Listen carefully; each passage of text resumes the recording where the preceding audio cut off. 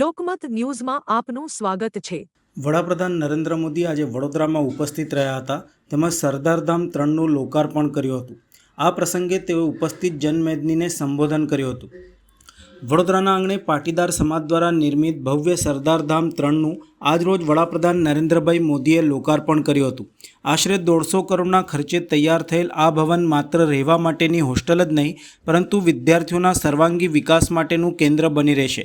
4.75 lakh square ફૂટમાં પથરાયેલા આ સંકુલમાં 2000 દીકરા દીકરીઓ માટે અત્યાધુનિક સુવિધાઓ અને સ્પર્ધાત્મક પરીક્ષાઓના કોચિંગની વ્યવસ્થા કરવામાં આવી છે। પીએમ મોદી સોમનાથ અમૃત મહોત્સવમાં ભાગ લઈ વડોદરા આવી પહોંચ્યા હતા। અહીં સરદારધામ 3નું લોકાર્પણ તેઓ દ્વારા કરવામાં આવ્યું હતું। વડાપ્રધાન નરેન્દ્ર મોદીને આ પ્રસંગે સરદાર ગૌરવ રત્ન એવોર્ડથી સન્માનિત કરવામાં આવ્યા હતા। વડાપ્રધાન નરેન્દ્રભાઈ મોદી દ્વારા આ પ્રસંગે ઉપસ્થિત જનમેદનીને સંબોધન કર્યું હતું। આ પ્રસંગે મુખ્યમંત્રી ભૂપેન્દ્રભાઈ પટેલ, રાજકીય અગ્રણીઓ તેમજ પાટીદાર સમાજના અગ્રણીઓ મોટી સંખ્યામાં ઉપસ્થિત રહ્યા હતા। આજે વડોદરાની અંદર એક ઉત્સવનો માહોલ છે। દેશના લોકપ્રિય નેતા અને વડોદરાના પણ લોકપ્રિય એવા અને જેમની કર્મભૂમિ વડોદરા રહી છે એવા માન્ય નરેન્દ્રભાઈ આજે વડોદરા પધારી રહ્યા છે, પધારી ચૂક્યા છે। સરદારધામના કાર્યક્રમમાં છે, ત્યાંથી અહીંયા રોડ શો માટે આવવાના છે।